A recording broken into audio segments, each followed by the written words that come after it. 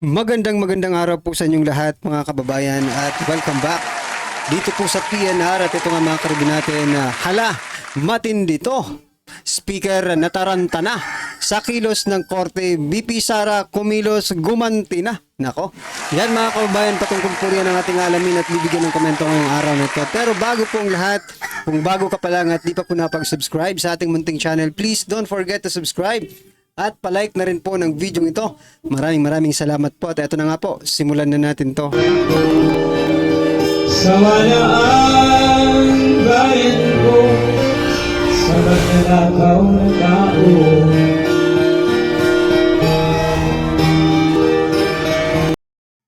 So yan mga kabayan, bago po natin i-play ang video ito, nako, eto mga karibin natin, Manix Dalipi, no, Dalipi, ha? Nagsalita patungkol po dito sa, eto mga kabayan, ha? Panawagang isuspinde si House Speaker Romualdez Pinalagan ni Representative Dalipi, no? Desperate attempt. Yan, desperadong pag-attempt daw mga kabayan, no? Kumbaga desperate move ng kampo ni Vice President Sara Duterte, no? Itong pagpapasuspinde. Pero mga kababayan, di ba dapat lang naman talagang suspindihin ng mga ito eh? Ha? Unang-una, bakit ha? Eh sila po ang may kasalanan diyan eh sa BICAM report na yan, no? Maanumalyang BICAM report. So ito mga kababayan, inalmahan ni House Majority Leader Manuel Jose Manix Dalipi ang isang motion na isuspindi si House Speaker Martin Romualdez at iba pang mambabatas na may kaugnay umano sa anomalya ng controversial na BICAM report ng 2025 National Budget. So sabi po ng ating mga kababayan, no, dapat lang talagang suspindi ng mga ito, ha? Para mawalan na ng mga budget itong mga ano na ito, no? Mawalan muna ng mga ayuda itong mga inayutak na to, no? Sinasabi din ng iba na ang ating mga kabayan, no, nagko-comment sila dito. Sabi nila ano talaga ni Dalipi mga kabayan ni ide-defense, no? Or ide-defend, no? Ni Dalipi si Speaker Martin Romualdez sapagkat nakikinabang po sila, no? Ikaw ba naman, magtanggol ka lang, meron ng ayuda yan, di ba? Yan po ang sabi ng mga ano eh. Wala nga. Yan po ang sabi ng mga congressman, di ba? Baka hindi sila bigyan ng budget sa mga ayuda kapag kumontra sila. Di ba? Marami na po ang umamin, wag nyo nang i-deny. That's why we are not surprised, no? Dito po sa pagtatanggol, no, ni Representative Manix Dalipi, dito po kay Speaker Martin Romualdez na masuspindi nga. Martin Romualdez, pati nga rin siya yata eh, no? Itong si Dalipi, isa rin po siya sa pinasususpindi. I mean, pati si Kimbo at si Ko. Di ba? Ano sa palagay niyo mga kababayan, dapat bang masuspindi itong si Speaker Martin Romualdez or more than suspension? Yan, agree ang lahat siguro dyan, no? More than suspension na. Wala rin namang ano yan eh. Well, anyway, we have, sa bagay yung mga taga-Leyte lang, no? Tacloban. Nasa inyo po nasa inyo pong mga kamay, no? Kung gagawin pa nating speaker ito sa susunod na kongreso, no? Nasa Tacloban po, nasa kamay ng mga Taclobanon, mga kababayan, ha? So kung nanonood man kayo mga kababayan, no, maawa naman po kayo sa pondo natin, no? Wag nyo na pong bigyan ng chance to, ha? Ituloy-tuloy nyo na, idiretso nyo na to sa inidoro para at least diba, magkaroon tayo ng kapayapaan, no, diyan po sa Kamara. Ayan mga kababayan, ano po ang inyong opinion patungkol po dito sa sinasabi ni Dalipi, no? Na desperado ang action na ito. Comment nyo na lang po mga kababayan. At ito na nga, simulan na po natin to. takot sa korte, nagtatago na. Yun, kaya naman pala. Asan ka na, Tamba? Where you na, ha? Parang hindi ka na namin nadidinig. Okay. Takot naman Oo ng nga ilang no? kongresista sa petisyon ni Vice President Sara Duterte sa Korte Suprema para harangin ang napipintong impeachment trial sa kanya. Tingin naman ng ilang mambabatas. Simula po nang pumutok yung Vice-Com report na yan, hindi na po natin naririnig masyado itong si Speaker Martin Romualdez. Ano ba? Natatakot na ba? Ayan, nagtatanong lang tayo mga kabayan ha. Natatakot ba si Speaker Martin Romualdez? Ha? Or may kinabibisihan lang sila? Ha? Or may kinabibisihan lang sila kasi 66 point something percent ng 2025 national budget na-release na po. O, baka busy na po dyan sila sa budget na yan ha. Ako, pabor ako, ha?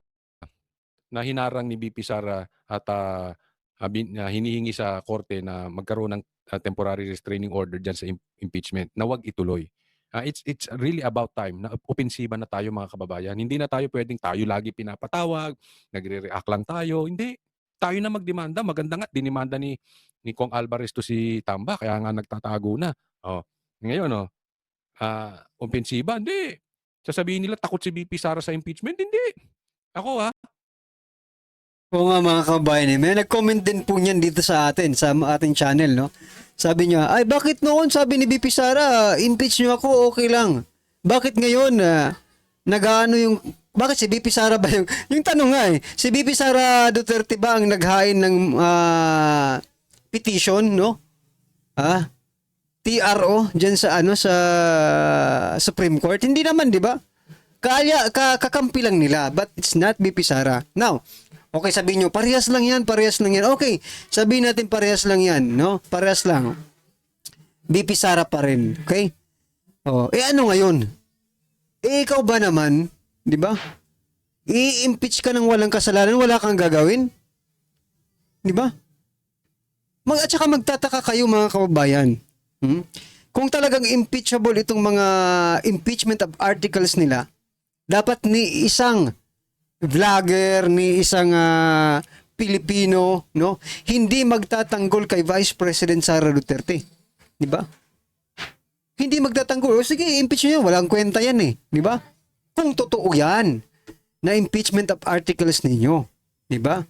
Kaso, even the ordinary Filipino, having doubts, no, na hindi yan, hindi yan valid, mga kababayan. Siya pa kaya na siya ang ini-impeach, hindi gagalaw? Kita nyo na yan.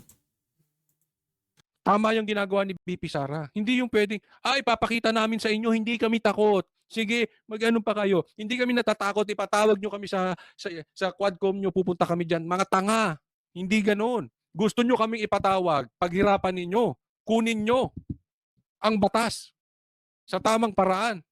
Hindi yung basta kayo dyan para kayo nagtawag dyan ng aso. Punta kayo sa Quadcom. Sara, halika dito. Bigyan namin ng hearing mo. Hindi na po pwedeng ganon. Hindi na kami papayag ng inaapi. Hindi na kami papayag ng inaabuso. Lalaban na kami. Hindi kayo pakapunta. Catch. Mga tanga. Anong tingin mo sa amin? Makaasa sa ayuda?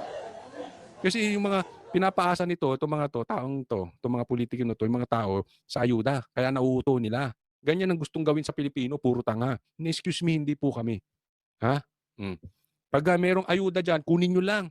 Pera nyo yan eh. Pero wag nyo boto. Eto lang yung mga kababayan, hindi ba naiisip ng ating ibang, no, mga kababayan na tingnan nyo walang project, puro ayuda lang. Ang utang natin doble-doble na.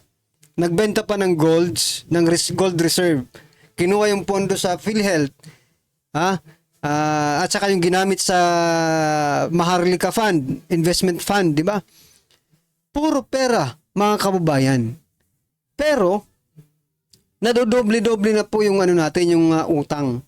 Ibig sabihin, kapag nagpatuloy pa po, itong routine nila, kumbaga, itong habits nila, baka 10 times yung utang natin after ng administrasyon ito. You know what I'm thinking, mga kabayan, no? Nadodoble po yung utang, wala tayong nakikitang project, nababawasan yung ating mga pag-aari ng Pilipinas, wala tayong project, lumulobo yung utang. Ibig sabihin, one day, magigising tayo, no? Bankrupt ng Pilipinas. Bankrupt ng Pilipinas. Ngayon pa nga lang, parang feel mo, di ba?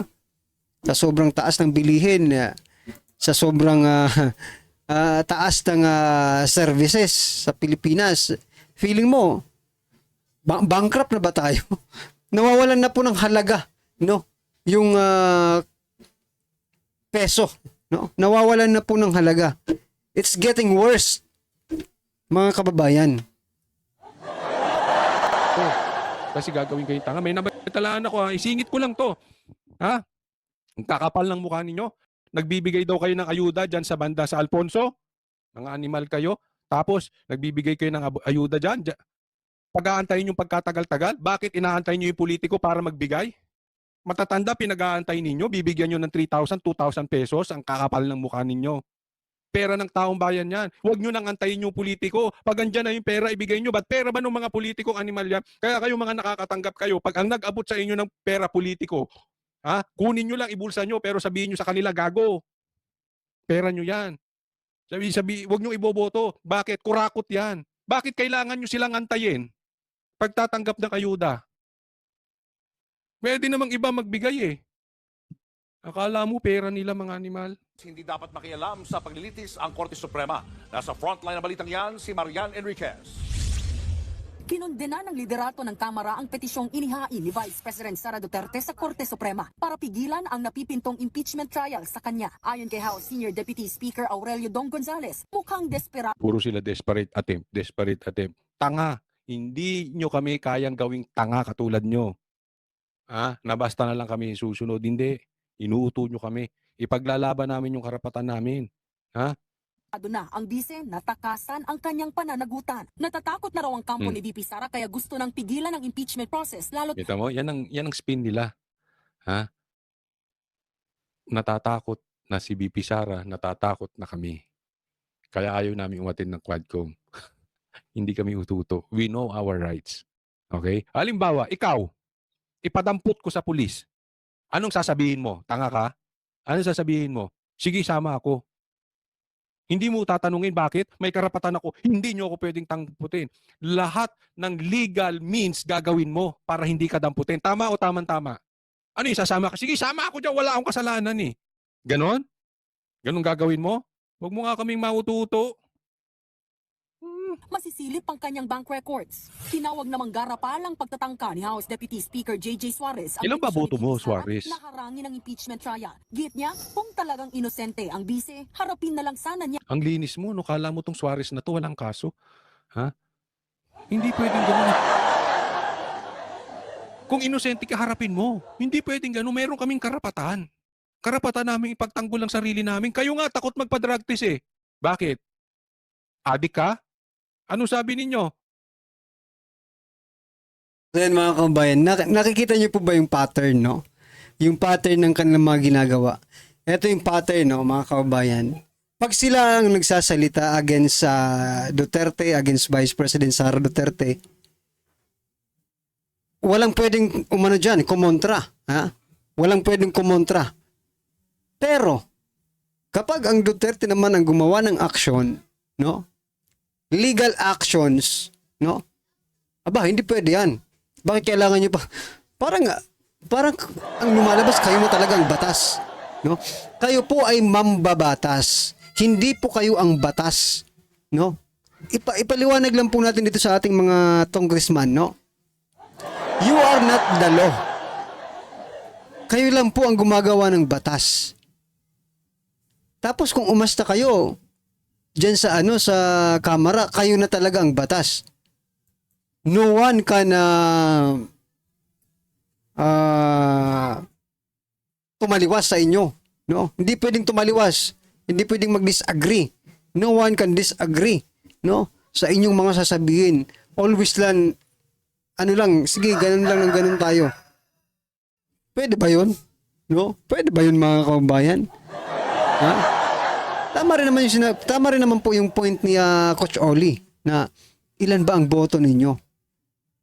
Vice Presidente po ito. No? Na ginaganito ninyo. Ha? Ewan ko lang kung pag naging baliktad naman ang mundo, no? At kayo na at si BP Sara naman ang nasa taas. Ha? Antayin lang natin kung saan kayo pupulutin, mga kababayan. Pag nanumpa si BP Sara, magpapadrug test kayo. Nagpa-drug test ba kayo? Di ba may karapatan eh. Huwag mong maano-ano kami. Ay, puro ganyan yan eh. Kala mo ang lilinis na itong mga Ang to. mga paratang laban sa kanya, imbes na tumakbo at humiling ng proteksyon sa Korte Suprema. Sabihin nyo yan pag nakaupo na si BP Sara, ha? At pag kayo naman ang nakasuhan, ibabalik namin sa inyong lahat yung mga sinasabi ninyo. Harapin nyo na lang ang kaso. Tandaan nyo to, mark my word. Pag upo ni BP Sara, kayo ang may kaso. Then, saka ako sasabihin sa inyo, harapin nyo na lang kung inosente kayo. Para naman sa isa sa mga tatayong impeachment prosecutors na si Batangas 2nd District Representative Jinky Luistro, walang legal na basehan para pigilan ang impeachment trial. Yung verification po na kanilang question, it was followed word for word as written in the rules. So, it is our humble opinion na there's nothing wrong with the verification. Teka muna. Ito katangahan na talaga to, no, mga kababayan. Bakit? Tingnan niyo yung mga nagpirma, no, doon po sa impeachment complaint, no? Or sabihin na natin hindi pumirma. Oh. Yung mga nandun po at saka itong magiging maestrado di umano, no? Magiging judge ng impeachment trial ni Vice President Sara Duterte ay mga mga alipores din ni Tamba. Lutong Macau ba ito? Napapatanong ako, mga kababayan, kung this is all set up. Na-set up yata. Kaya hindi po papayag si Vice President Sara Duterte na ganunin nyo na lang. Ha? Bakit? Hindi siya papayag na i-set up ninyo dyan. Naka-set up na, kung baga. Ha? Konting pitik na lang kayo rin ang magbobotohan, kayo rin ang magdidesisyon. 'Di ba? Kaya walang credibility, no? Ng trust and sabihin natin walang trust and confidence. Ang ordinaryong Filipino dito po sa mga may nayutak na ito. Bakit? Sila rin eh. Sila yung nag-file ng impeachment complaint.